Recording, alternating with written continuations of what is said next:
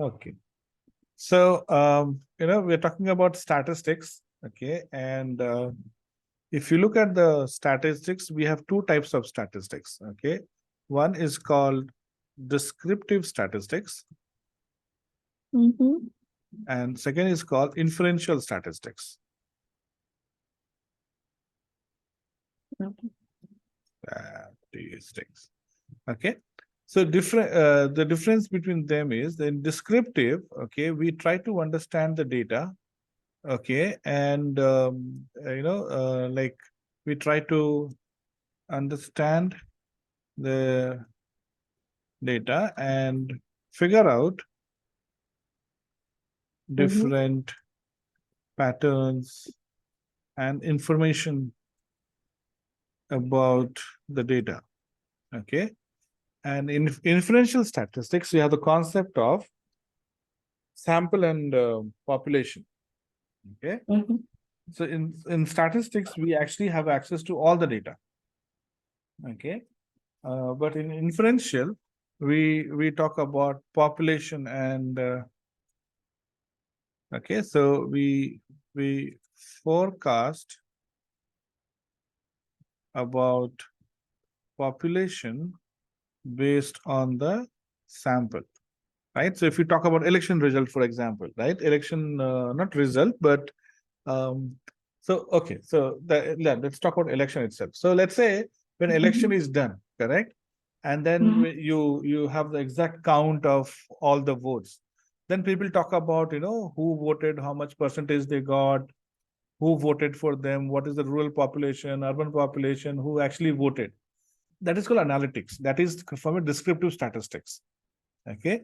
So in descriptive statistics, we include our entire data and we talk about what happened. We have the complete visibility into that. Mm-hmm. Inferential statistics is like when you forecast what will happen in election. So you go and you talk to 1,000, 10,000, 50,000 people, and you get their opinion. And based on their opinion, you are making prediction about the election result, right? You say, oh, this party is going to win so many seats. So based on the Yeah. sample survey, you are making the prediction. That is called inferential statistics. Okay. So for our purpose, when we talk about analytics and analysis, we are, descriptive statistics is what we need to know. Okay. So this is what we need to know. Now, descriptive statistics has two important concept or two important set of metric. Okay. We call it as one is like 1A, I call it, is your measure of central tendency. And second important metric that we talk about is called measure of variability. Okay.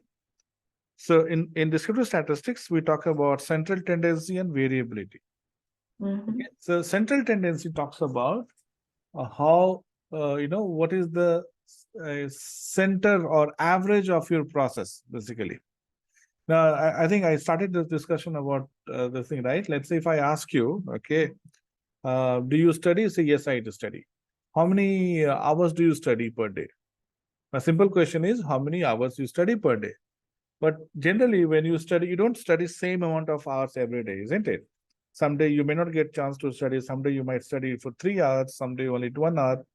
Then you start telling me a story. Oh, today I could not do it. Yesterday I did so much. Day before. No, that's not what I want, right? I asked you a simple question. I want a simple answer. But how can you give me a simple answer when you when you have done different things on different days? That's where your central tendency.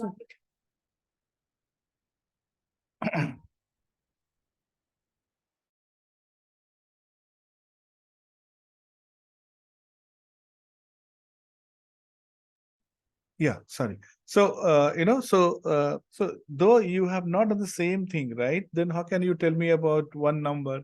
This is where central tendency comes into picture. Okay, what do you want to do at the center? Okay, that means, okay, you will tell me that in this example that on average you study for 1.5 hours per day. The moment you say on average 1.5 hours per day, I know that average means you are doing less than average and you are doing more than average. Some days you are doing less than average, some days you are doing more than average, right?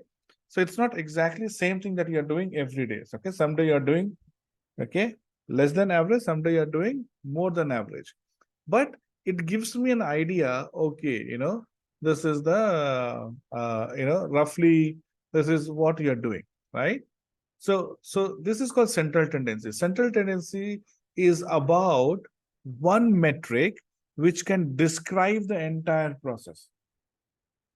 Okay, this is one metric which will describe the entire process. I study for 1.5 hours per day.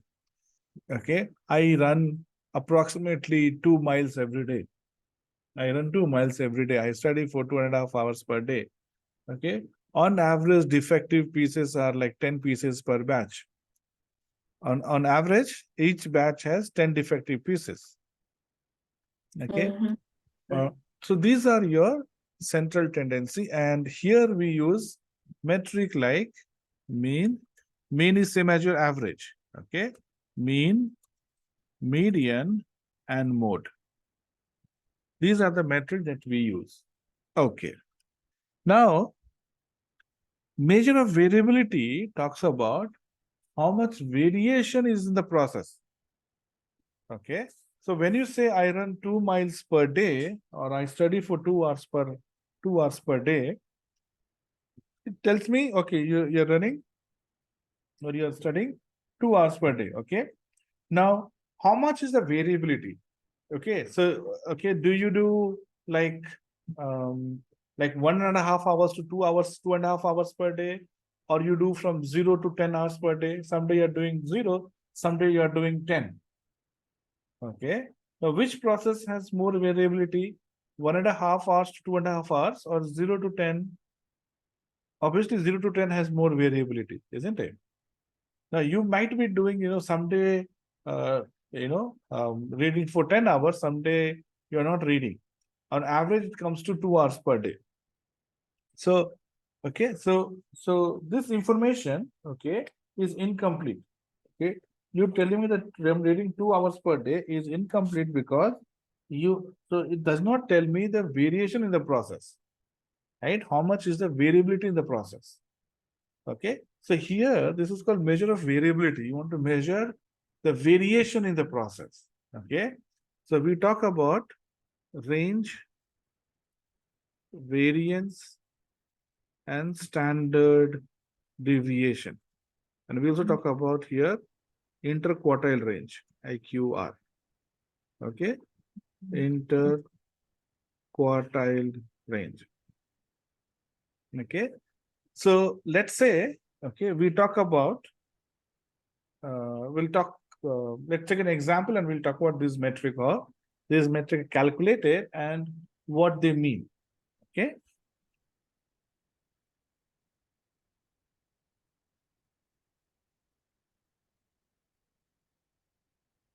okay, so let's take an example of say card. You have this sentence, right? Car showrooms. Okay, so let's say that, okay, there's a car showroom one. Okay,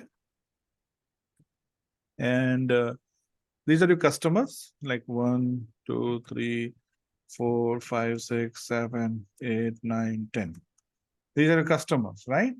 Now, these customers, okay, and you are, and this is like the days from the promise date, okay? So let's say, or let's say not promise date, let's say like from the date of booking a car, how many days it took you to get the car, right? Let's say you book it today, then how many days it took to give you the car, right? So let's say that, you first customer got car after 4 days of booking or 3 days of booking, 10 days. Okay, so 15 days, 5 days, 3 days again, 9 days, 6, 7, 8, 12. Okay, so let's say these are the days when, they got to, okay, they got the car delivered from the date of booking.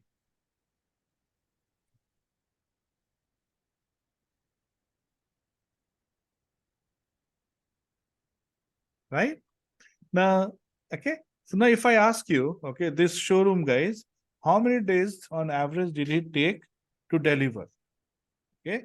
So you will tell me that on average, so to calculate average, first you have to calculate sum, correct? So, or we can directly calculate average using Excel, but generally we calculate sum first. So you see that. So you have 78 and your average is 78 divided by 10, right? We have 10 customers, so 10. So on average, it takes 7.5 days to deliver the car to the customer, right? Okay, so this is your average. Now, what is median? Okay, okay. So let's take another example. Okay, and just to focus on mean, median, and mode. Okay, so let's say you have a number here, and it could be number days of delivery, right? Let's say it's days of delivery. You have 10, 15, 15, 20, 20, 20, 25, 25, 30. Okay. Now to calculate median, you have to arrange these numbers in increasing order. Okay. Mean you can calculate without arranging. Doesn't matter the order in which you have the values. But to calculate median, you have to arrange this in, okay, you have to arrange this in increasing order. So let's calculate average here. Average is very simple. Okay, you can say average of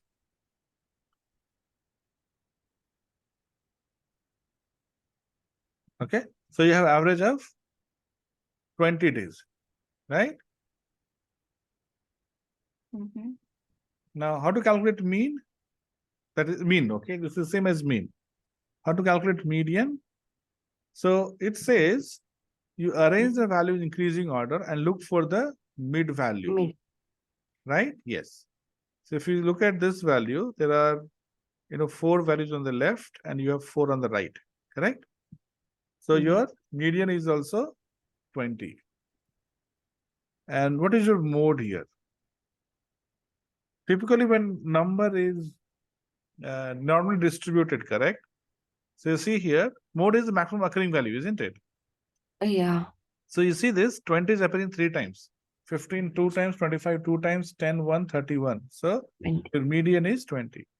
So Yeah. when your data is normally distributed, okay, it is spread across. Distributed means spread across. So you have, so you will have equal amount of or equal value, okay? Your mean, median, mode will be almost same, okay?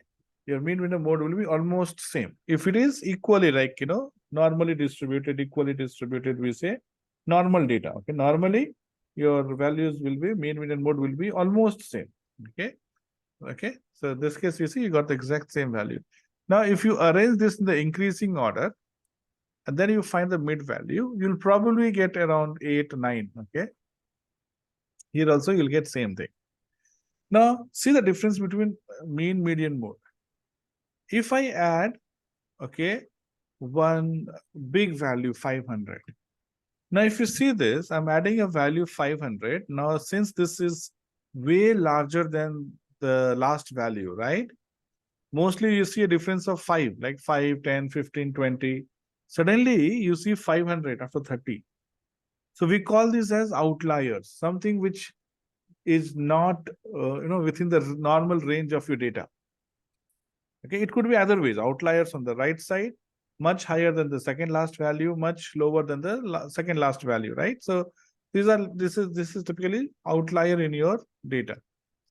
Now, if you add an outlier, what happens to your average? So you see your average in this case would be change. right, much higher, isn't it? Yeah. So average is 68, correct? Mm-hmm. Now, let's say this is the number of kilometers that you run per day. Okay, let's assume, okay, miles or Mhm. kilometer that you run per day. Now, you see, generally you run to around 10 to 30 miles, okay, or let's say you drive, okay, not let's say run, let's say you drive. And one day you drove for 500 kilometers or miles. One day you drove 500 miles. So what happened? The average you see became 68. Mhm. Now, in Yes. this case, if I ask you, okay, tell me how many miles do you drive per day? So as per what we discussed so far, you will say 68 miles per day. Now, when you tell me 68 miles, what will my mind think about? Oh, okay, maybe between 60 to 70 miles you Yeah. would 60 to 70 or 80, maybe, right? Yes. But you see, mostly are doing 10 to 30. Okay. Yeah. It's because you did one day 500, your average became much higher, isn't it? Just because one day you did 500. Okay, so this is an outlier. Now, when you have an outlier in your data, the average becomes much larger or much smaller, depending upon what outlier you have. Okay, so your average is impacted by outliers very much. So when your data does not have outlier, then average is good metric to talk about. But the moment your data has outlier, then your average, okay, goes for toss, right? In this case, if you see, median is a better term, right? So if you connect these two, you have 4 values on the left, 4 on the right. And when you have 2 median values, we take average of these median values, right? So in this case, you see, okay, your median, okay, did not change, or it moved slightly to the right. It did change, right? It went to the right. So right is generally your higher value. So, okay, but still value is 20 because we have 20 on the right. So what it means, okay, your median will change, but your median is not impacted that much like your average. Average became 68 and it gives a wrong image about the data. But median will ignore your outliers, right? So Mhm. when you have an outlier, your average will change by a big margin, median will change by a very small margin, and mode is not impacted because outliers means what? You'll have one such value. One such value will not impact your mode. Mode remains as it is. Median will change slightly, mean will change faster, and your mode will remain almost same. Your mode doesn't change by much value. Yes. Okay, so this is why we have to study about mean, median, mode. Okay, so now you see the application of mean is to describe a process. What is the use of mean? To describe a process. So when you have to create visualization, okay, you have to focus on average. These are terms that we'll be using. Okay, average or mean is this. Okay, great.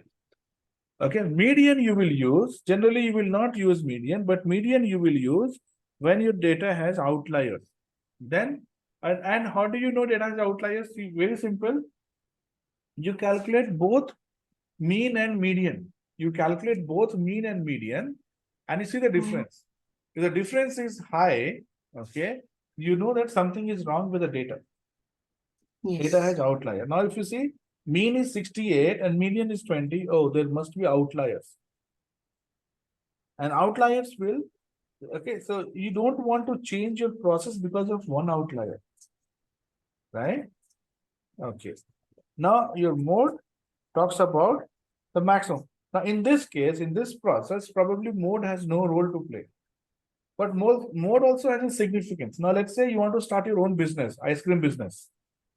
Okay. You want to set up your own ice cream business. Now, you cannot, ice cream has multiple flavors, right? You cannot start Yes. all the 20 flavors on day one or 30 flavors, okay? Because, one, you don't know which flavor will be hit. You don't know how your business will be.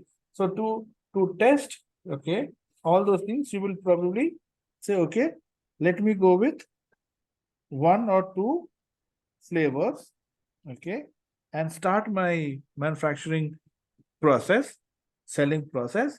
And as I get more experience, I understand my customer more. Okay, I will add other flavors, right? You don't, okay, for any business, okay, you don't take all of a sudden you start everything, right? Because the cost of setting will be high, isn't it?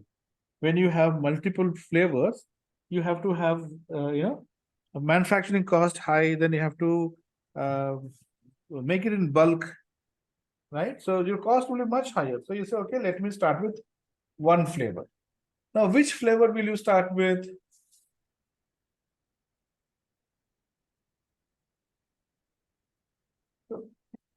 Okay, so which flavor will you start with?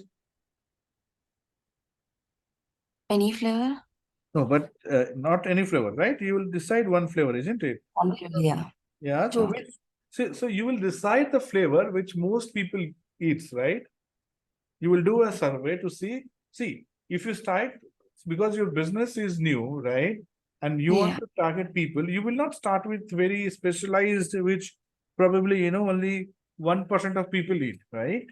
So you will start with flavor which is most commonly people have interest in, right? Maybe, so you'll go and check, right? Maybe vanilla flavor, chocolate flavor, because these are common. And so you want to start with something which most people uses, because then you want to capture more customer base, and then you will come down slowly to specific stuff. So that's an example of mode. Maximum occurring, which is the most accepted flavor. That is your mode value. So that's where you use mode. So now you understand the mode, right? In some Yes. cases, okay, you'll talk about, now when you have to talk about business, you want to show which category is selling more. Which category is selling more? That is more. That is mode example, right? So each of these three metric has its own significance, and they have some, their different role to play in business. All right. Yes. Okay. Now we are talking about this showroom. Okay, so this showroom, okay, has on average about 8 average days. Now let's talk about another showroom. Okay, showroom 2. Now this showroom 2, okay, I'll call it as showroom 2. Okay, now this showroom also has like deliveries, right? Now here, okay, I have values like 1, 20, 15, okay, 2, 1, right? Okay, and let's say we'll repeat this again, right? So this is showroom 2, and these guys deliver, okay, in these many days, sometimes next day, okay, 20 days. Now if I take average, sum and average, what is sum and average for these guys? See, it's exactly same. You see that? Yeah. Okay, exactly same. Now you tell me, okay, looking at average, right? That's what we said. Okay, average tells us process. Now look at that. Okay. Now, personally, which car showroom guys will you trust? First one or second one? Or do you think both are same? Both are same, right? Both are same. Now you see this. Here, the range is from 3 days to 15 days, right? Here, see, it is from 1 day to 20 days. And there are more values of 20 and 15. Okay. So, okay. So what happens in this case is, okay, the variability in the process is much higher in showroom 2. Variability is much higher in showroom 2. We want process with less variability. Okay. Now let's say I tell you that we'll have class every day at 10 a.m., let's say. Okay, we'll have class at 10 a.m. Let's say every day we'll have. But one day I join at 9 a.m. Another day I join at 11. Right? So you'll start complaining. Okay, why don't you fix a time? Why are you coming at 9 a.m. and 11 a.m.? You tell me the time, that time I will come.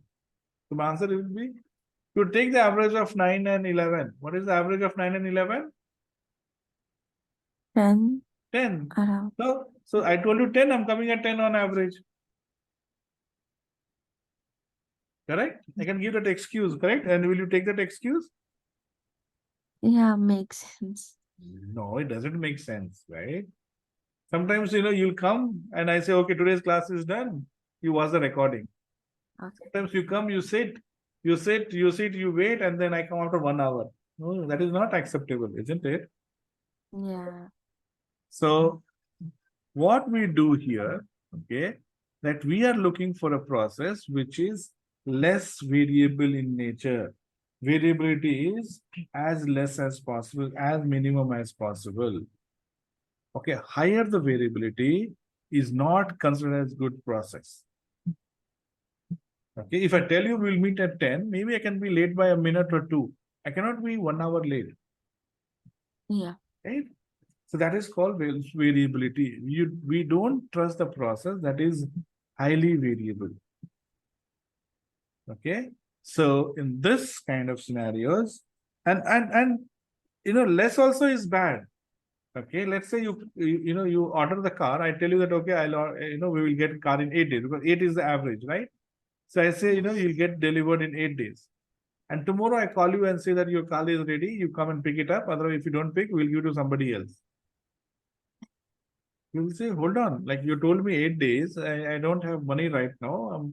I'm looking to arrange money for 8 days, right? Because you were told 8 days, right? So in the mind, you have that 8 days and the way, arranging money, maybe you're on vacation, let's say. You went out in the same day evening. Anyway, call's coming after 8 days.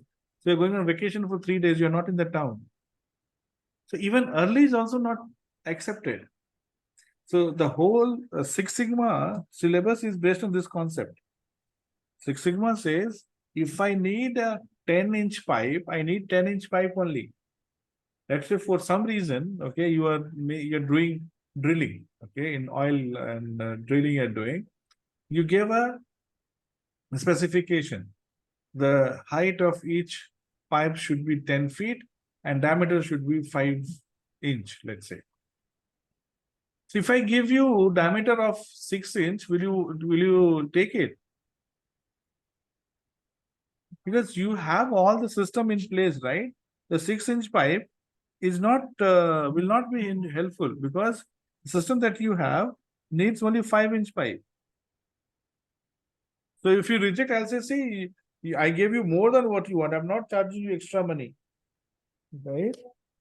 So you'll say it doesn't matter because it's not helpful to you. So that's what. So when you talk about specification, it is important that we stick to the specification. More or less, both are bad for the process. So central tendency is about what is at the center, okay? Average. Variability talks about how much variation is in your process. Okay? And we want to have less variation. So you have range, which is simple metric. You just divide maximum minus minimum. So maximum is 20, minimum is 10. This variance range is here 9.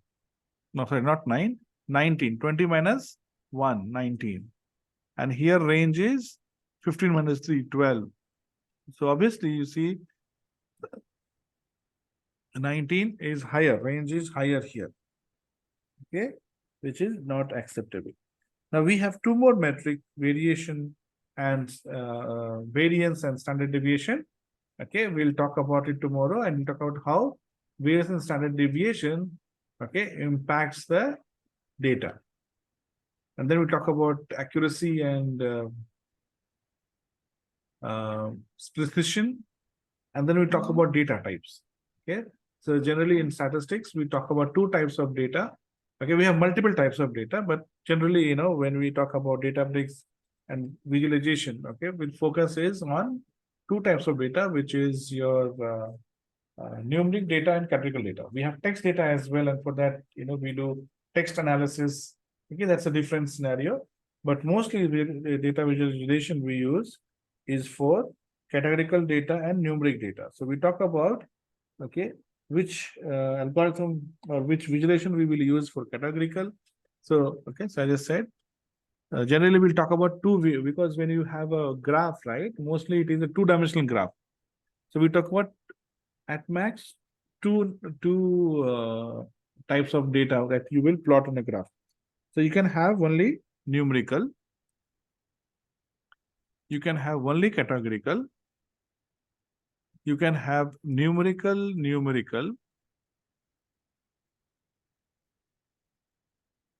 you can have numerical and numerical, you can have categorical, and categorical,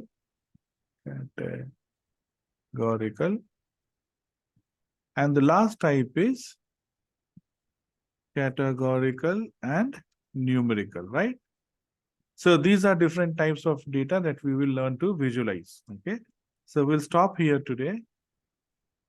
Tomorrow we'll talk about data types and variation and standard deviation and significance of those two. Okay. Make sense?